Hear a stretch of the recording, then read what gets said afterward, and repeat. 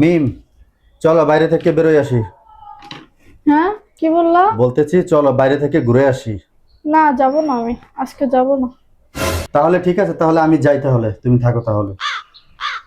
বাহ, একবার না বলছি দেখে তুমি আমার রেখা চলে যাইতেছ। আরে আজব, তুমিই তো বলা যে যাবা না। তুমি যাবা না, আমি যাই।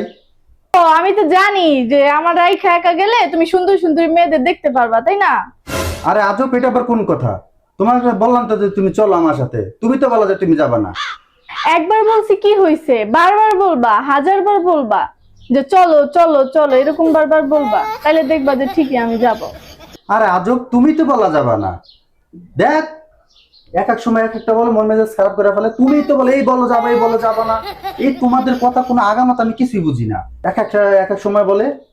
আবার কি সুন্দর ভাবে এই যে শার্ট পরছো, প্যান্ট পরছো, আবার চুল রে বাবা রে বাবা টান করছো, মানে কত কিছু করছো। এত কিছু তো আমার সাথে গেলে করো না। এটার মানে কি বলো?